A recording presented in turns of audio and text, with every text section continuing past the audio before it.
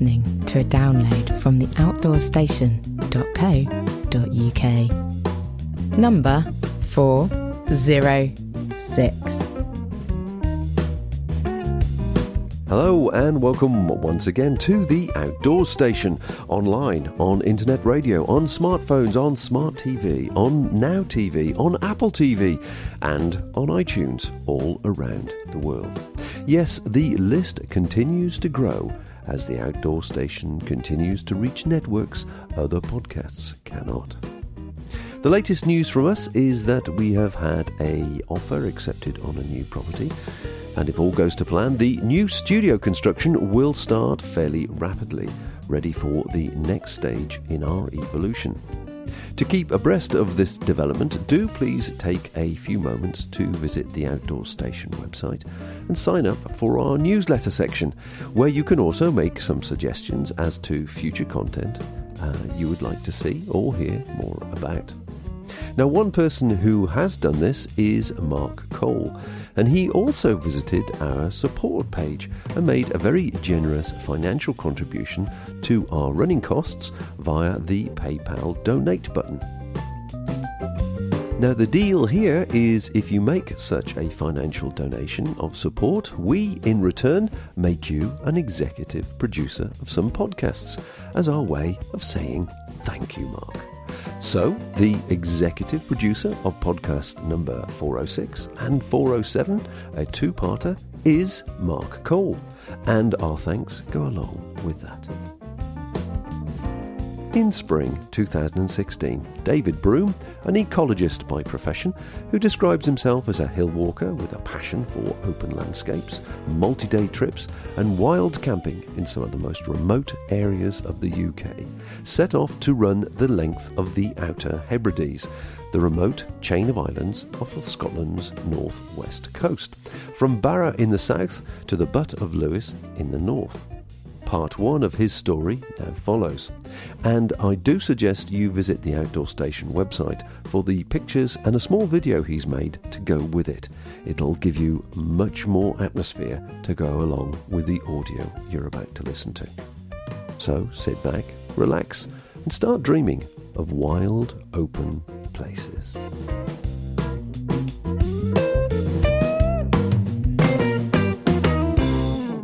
Well, there are two reasons, really. It's really to fulfil two ambitions that I've had for some time. One is to have this unsupported solo trip from the southernmost end of the Outer Hebrides right up to the very north, visiting as much of the sort of wild, remote landscape as I can. So that would fulfil an ambition I've had since I was a teenager, when I first had the pleasure of visiting the Outer Hebrides. And then the second reason for the trip is for me to use this as a way of raising sponsorship donation money for the John Muir Trust, which is, well, for people with an interest that we all share, an interest in these fantastic wild remote places. They are one of the most important interest groups we have, really, because they look after our wild places. They keep an eye on major development projects that might detract from the quality of the wild places that we visit. They own some of the most iconic wild landscapes in Scotland and manage those areas, in my opinion, fantastically well in terms of nature conservation and opportunities for visiting them, for recreational visits as well, with footpath management and this sort of thing. So yeah, really, really important charity for the areas that we all really need to visit. It's not just a luxury, is it? It's good for us to go to these places. So those are the reasons, really. And the preparation for something like this, then, now we've pulled the maps out. First of all, I'm surprised it actually covered, six OS maps, which is quite interesting. Yeah. What did you refer to them as you pulled the maps out? They're saying they were dangerous maps? These are dangerous documents. They're dangerous documents because if you've never really looked at maps of the Outer Hebrides in any sort of detail, then I think there's a very good chance that you spend a few minutes looking at these maps and all sorts of fantastic adventures will start to crop up in your head, and you will want to keep going back time after time after time. So yes, if you have an opportunity to look at maps of the Outer Hebrides, do make sure you've got plenty of time for what will happen next, which will be a whole sequence of fantastic holidays. Okay, well, we take no responsibility for what happens next. Just so we can set the scene, tell us about the time of year that you did this, and obviously your jumping off point. Well, I chose to do this trip in May. A couple of reasons for that. One, my job, I'm an ecologist, and I knew that in May these islands have many riches to offer in terms of the vegetation that's just coming into flower, the breeding birds that are just coming down into these areas, and also the dreaded Hebridean midge is at its least grim in May, and also the weather it calms down in the spring. It's quite a kind time of year in terms of weather. I've been up to this area in sort of high summer, and it's not just the midges that can be a nuisance. It can actually get some quite lively weather systems coming through. So for a trip like this, that was quite an important consideration because I was doing this as a solo trip, and I really had to get this done within a fairly sort of tight time window, so I couldn't really afford to lose too much time to bad weather. Well, what was your approach? How did you approach this trip? Were you sort of self-supported, or are you looking to do food drops or call in to see friends, or what? No, it's totally self-supported. It's very much an extension of the sort of 2-day mountain marathon style of trips that I've done for many, many years now. And I saw this as a way of using those sort of skills and experiences and just extending the skills and the fitness and the kit and everything that you would use on a trip like that to a trip of my own design. So, but it's very much self-supported. I did originally think about sending food parcels up to sort of obliging hotels and B&Bs and things, but what I chose to do instead was to carry enough food for maybe 2 or 3 days at a time, and then I would drop down out of the hills into a shop, and I would stock up for the next couple of days. So it's a small contribution to the local economy, very modest, but and also just a chance to sort of have a chat to a few people and rehumanise, if you like, which. Well, I can't imagine you were actually spoiled for choice with shopping centres and multi-complex cinemas experiences. No, but after a few days of this sort of trip,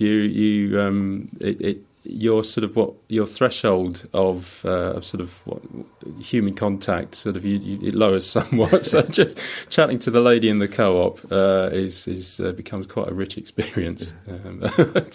So to recap, then you're looking at doing this as a sort of fairly lightweight trip from a practical point of view, not carrying too much for obvious reasons. You've got some fairly serious hills to climb. What sort of pace were you giving yourself? Were you trying to, and the timescale for the whole thing as well? Well, the timescale, it was quite difficult to try and be too predictive on this. So I started off by breaking the route down. The total length of the route is just over 250 kilometres, and the height gain totals up at over 10,000 metres, which was quite a surprise. No Munros or anything up here. There's one hill which is very nearly a Munro, but there are so many smaller hills with big drops between them, the accumulated height gain is over 10,000 metres. So to start off with, I had a go at breaking the journey down into days. I approached it as a mountain run, but probably never much more of an average pace of about 6k an hour, something like that. Oh, so you did it at a fair pace then? Yeah, I mean, if you it approached it adventure racing style as a jog, sort of jog the downs and slog up the ups. Yeah, that's definitely, it's sort of speedy walking on the way up, and jogging along the ridges, which is just superb, just the best. And then the descents, most of the descents were runnable. Some of the descents needed a little more care because the geology creates these sort of stepped rock faces. So there was need to be careful there, and careful I was, because obviously I'm doing this thing solo, and I wanted to finish the event. I wasn't out to ruin myself. I was out to finish the experience. So yeah, on that basis, it sort of broke down to about 9 or 10 days. I think in the end it took me 11 days. I was slowed up. I had to sit one day out in a bothy because the weather was just suicidal for a day. So I thought the sensible thing is just to sit that one out. So yeah, that and it worked pretty well, really, because after having spent quite a lot of years doing various sort of forms of hill walking and mountaineering and these adventure race events, the kit that I used, I was pretty confident that it was all going to get used, that it was all pretty good kind of lightweight kit, really. And by splitting up the food element and to a certain extent fuel, but I'll probably talk a little more about the sort of stove and the fuel and everything in a minute. But by breaking down the food into these sort of 2 or 3 day periods, I never really had to carry that much food, really. So I think in total, the weight of the rucksack is probably about 9-10k, something like perfect. that. Yeah, so that and I don't think I could have got away with much less. And been safe, obviously. Oh yeah. That's right. But much more. One of the reasons why I was reluctant to be too generous to myself, if you like, and pack too much in, is there are a few sections of road running on this route, and the fell running shoes have got no through sole, no sort of cushioning, and I was conscious of the fact that if I'd put a bit too much weight in the rucksack, those road running sections could have left me with quite a problem. As it is, I did sort of start to develop a bit of knee trouble. It was just because of the road sections, but a small price to pay for. So yeah, totally sort of unsupported. And solo trip. Yeah. Okay, well, we'll come on to kit and the reason for your choices towards the end of the podcast, if we may, and actually get back to the trip itself now. I always visualised the Hebrides to be luxuriously alone and also exclusively expensive to get to, but you were saying that actually it was very, very affordable. Oh yeah, I took the car to Oban. And foot passenger on the ferry from Oban. Well, first of all, can I just ask about parking the car, because that's a fairly unique thing as well. Yeah, Oban. You can pay a lot of money to park in Oban, but it's pretty well supplied with very secure parking that costs nothing at all. So I parked outside the swimming pool, which is a pretty popular place for people to park, while going over to the islands for several days, and Yeah, no problem at all. I was quite happy to leave the car there, and it was all in one piece when I kept free parking. Free parking. You heard it here, folks. It's unique. So so a foot passenger over from Oban then. Yeah, so foot passenger from Oban to Barra. Find out how easy it is to subscribe to all our free programmes. Visit our website at theoutdoorstation.co.uk or look us up on Facebook.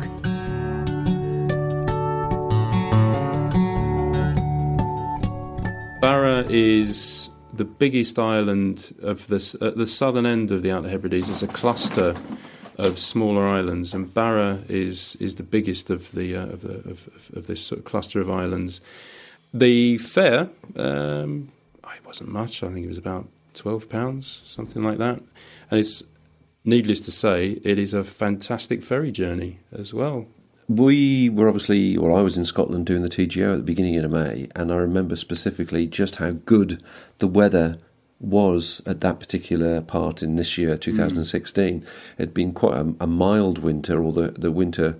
the effect of the winter had dissipated, and it was actually quite a mild crossing. So I presume you were in the same sort of situation with the weather for this particular trip, were you? It was an interesting week and a bit for weather. Interesting in that I had quite a lot of clear weather, but because of the way that all the sort of low pressure systems and everything was sitting, there was a lot of northerly air coming down across the islands. So there was some really cold and very, very strong winds. And on two sections of ridge, I sort of kid you not, it was hands and knees. I was scuttling along on my hands and knees, wondering if I was ever going to finish this trip.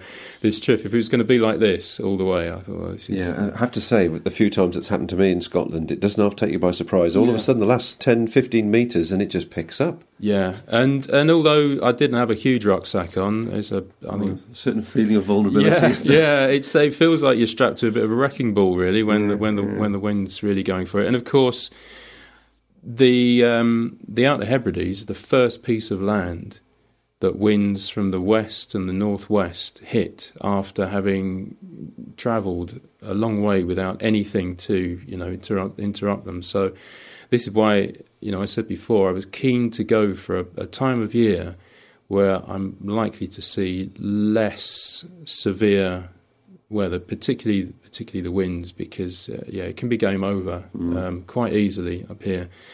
And I suppose you have to, when you do something like this, even after all the planning and preparation, and you got there and you're happy, you have to accept that if that is going to be game over and the weather front changes, then you just have to accept it. Oh, absolutely. And one of the pieces of kit that I had, which was just fantastic, is a tiny radio. So it's not the most conventional piece of equipment, but this tiny radio just was, and I've carried it on all sorts of trips of this nature over the years, and it's just a great thing to have. Not just because sometimes it's quite nice to have a few voices twittering away at the end of the tent. You can get the shipping forecast, and I can just about translate the shipping forecast gibberish into something meaningful. And there was one wild camp one night up on North Uist where I got a bit of reception on this radio, and I'm listening to the shipping forecast. I thought, tomorrow is going to be awful. Tomorrow was going to be a day of everything. Every type of weather really was going to be crammed in. But fortunately, I wasn't far from a hostel up on the island of Berneray, which is a gorgeous hostel. So I just wrote the day off and just sat in the hostel, and sure enough, out the window, it was really kicking off, but I was quite happy. And my feet were quite happy to have a day off as well. Yeah, absolutely. Right, come on, let's get back to this trip now. These maps, they're these documents of danger, as you say. Now, looking at Barra there, that particular route you picked across the ridge, which is obviously a fairly exposed ridge, can't be more than, 12k, something like that, when you get into Castle Bay, is it? Yeah. So was that one day? That was half a day, really. Oh, gosh. Yeah, that was half a day. It's just the first day of this trip was always going to be a little bit of a disjointed affair, because as the time taken on the ferry crossing was something like 4 or 5 hours. But part of the trip, fantastic porpoises and dolphins and these open sea birds, puffins and things. So great, but it chews into the day somewhat. And then I had, and then we can see on the map here, there's a small ferry to go from Barra to the next island, and the timing of that ferry was something that I had to work around as well. So what I had was an afternoon really to get across Barra and find somewhere to camp next to the ferry terminal at the north end of Barra to get the ferry first thing next morning to go over on to the next island. Well, that's very impressive, because, I mean, you're obviously coming in at sea level, and that first peak there, am I reading that right? It's 383? Yeah. 383 metres? Yeah, that's quite a... That's a bit of a steep climb. Yeah, it is. in what, less than half a kilometre? Oh, I remember it well. I remember... That was quite after having spent 5 hours sort of with my feet up on this ferry, and then within 5 minutes of jumping off the ferry, suddenly, this isn't a holiday, is it? Mm-hmm. This is something else. But at least what I knew, and you can see this because you're looking at the contours, is once that initial, it's the joy of all ridge routes, isn't it? Mm. Once that initial bit of huffing and puffing is out of the way, then it's a fairly gently undulating ridge, south to north. Not too bad at all, really, and then just drop down off the north. And a splendid little sea sort of inlet thing next to the ferry. So I pitched my tent, got some tea on, looking out the door of the tent, and a couple of otters just splashing around, doing what otters do, just picking crabs and things out of it. It was just... It certainly made up for the toil of the first hill on Barra, but it was great, and watch the sun go down, and One thing I must mention, actually, obviously, people listening to this, you will want to see the photographs, and I think you put together a little video as well of the trip. So I'll put all the links to this in the show notes, because the pictures will complete the whole package when you see that, listening to what you've got to say on that score. So what time was your ferry the following day, and then where does that take you to? The ferry the next day was quite early. That was 7 o'clock, I think. Yeah, so I was up kind of 6 o'clock, something like that. The usual sort of procedure of shoving everything in the rucksack. I'll sort of find it if I need it sort of approach, really. Okay. Then on the ferry, nice little, as you can see here on the map, the ferry goes past a few islands. Next island is Eriskay. And how much was the ferry again? Oh, that was a couple of quid, I think. Oh, my word. 2 or 3, yeah. And time, just to give people an idea? So the ferry from Barra across to Eriskay was about an hour, I think. Yeah, I think it was an hour and a bit, something like that. So just long enough to enjoy, really. It might have interest. I mean, this is the first big island, I suppose, from Oban that you can get to, as you say, as a foot passenger. Did you mingle or associate or see or chat to anybody else doing anything similar, wild camping? On Barra, I didn't. I just got straight into it. At points along the way, I met people when I dropped down onto the road to get food in the co-ops and things. I met a lot of people who were cycling the route. Right. So there's a south to north route, the Hebridean Way, I think it is, which is very popular with cyclists. But they were cursing it this May because of this unusual northerly pattern to the winds. So they were battling headwinds all the way. Yeah, so I really felt for them. So Eriskay is that would be about 8:30, something like that. So 8:30 in the morning, I arrived at Eriskay. So now I'm on.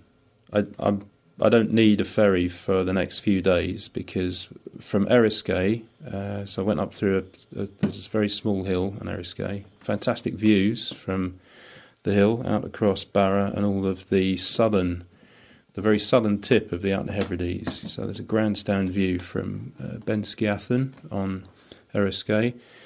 Then dropping off of that, there's a short section of causeway where a road has been built which connects Eriskay to South Uist. So I had a little bit of road running, and then what was that? That's a sort of 1.5 kilometres, something like that, and then back into the hills, which is nice. Yeah, and that's me on the on South Uist, which is great because that's now I can get stuck into a good few days of uninterrupted sort of hill time without any ferries or anything like that. So I was really looking forward to getting onto South Uist, really get my teeth into the trip, really. So I presume you had 1 day, 1 night. That's half a day really, if that to get round to the hills. You haven't needed to pick any supplies up or anything. No. Still very sort of self-sufficient. It's just as well because I don't think there were any shops. But okay, so let's just change the maps then. Okay. Right, so we've got the length of an OS map now ahead of us. So take us through these couple of days. Yeah, it's a very varied couple of days, really. So at the south of this map, we're on South Uist, which is a real joy for the hill walker because the hills, as you can see, they all line up to create this fantastic ridge, and it's a very sinuous ridge, so you have to be careful. So I had a few patches of bad visibility on this ridge, so it's not difficult to take a sort of outlying sort of subsidiary ridge and find that you're off route. So definitely something to take very seriously. Looking at the height of these, though, and certainly the contours, which are very, very close together, you look right on the knife edge. Did you have much snow? Was there much snow to have to deal with? Because I didn't see any where we were. No, I think they did have a little bit of snow during the winter, but on the Western Isles, when the snow comes in, it disappears as quickly as it arrives because it's. I think the pattern is usually a little bit of a northwesterly will bring some snow in, and then a westerly comes in, and it's just warm and damp. So no snow patches or anything to deal with. So yeah, South Uist, fantastic ridge, which as you can see is cut in by at least one sea loch, which is actually a thing called a fjord, which is a sort of very shallow fjord. Is that where you camped then, the second night? No, the next night was actually just in here, I think. Oh, so you camped fairly high then. It wasn't a case of taking in the view of the loch and sort of camping down the loch side.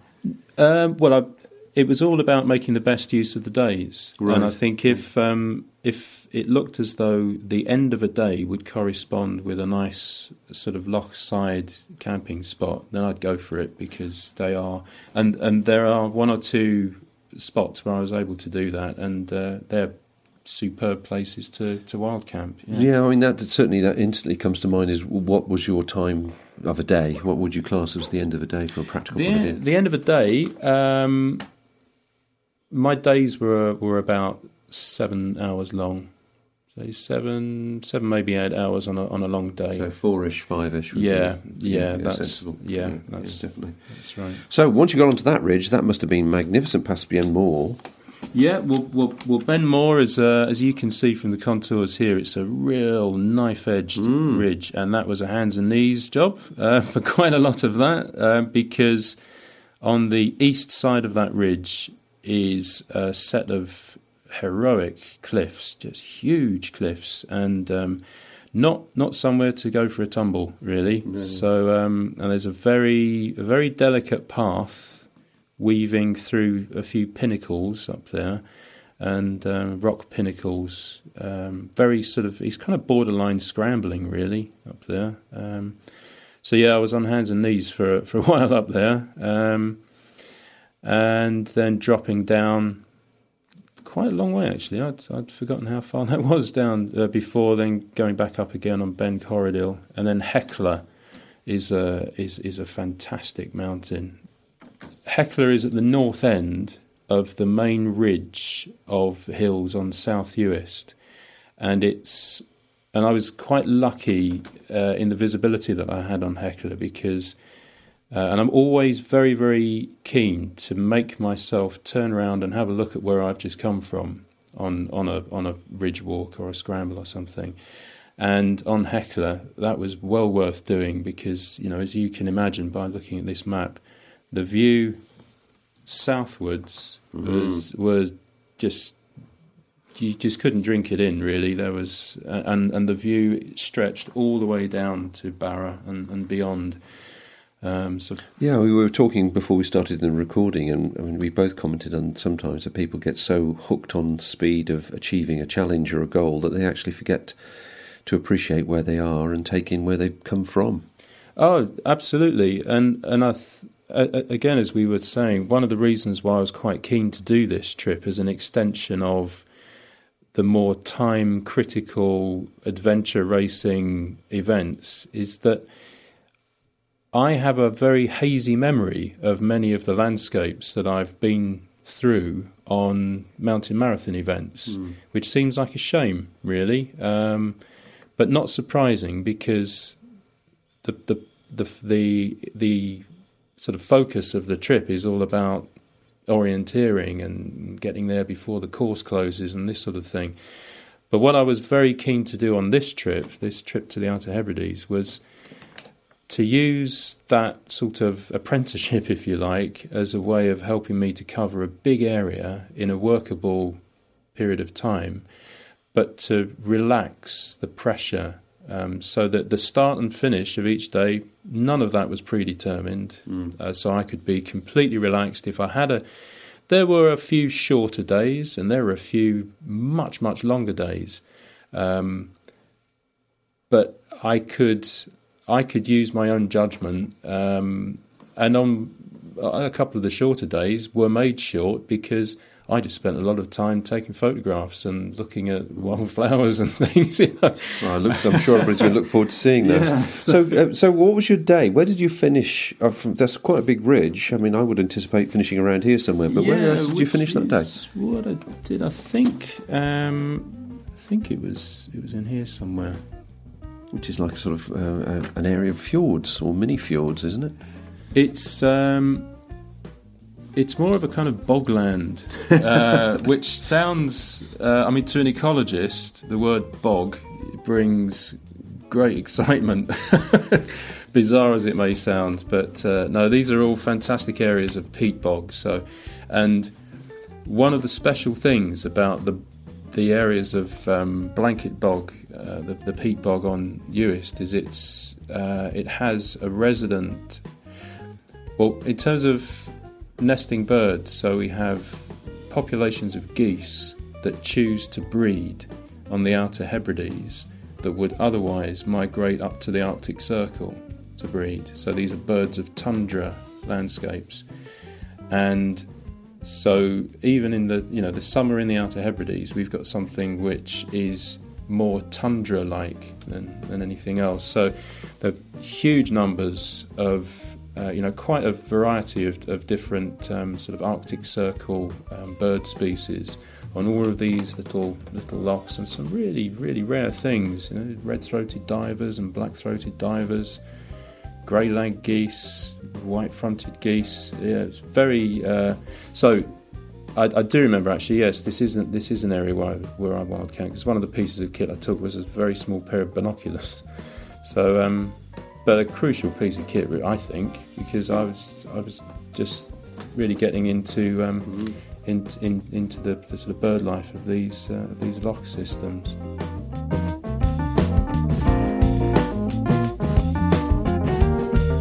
Part 2 of David's trip will follow very soon.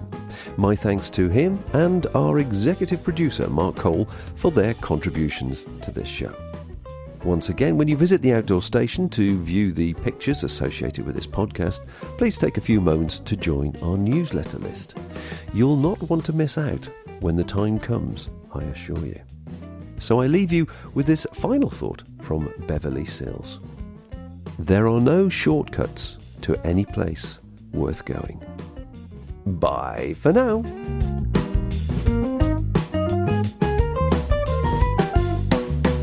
Thank you for listening to this podcast. To hear or see more from our extensive free library, please visit theoutdoorstation.co.uk.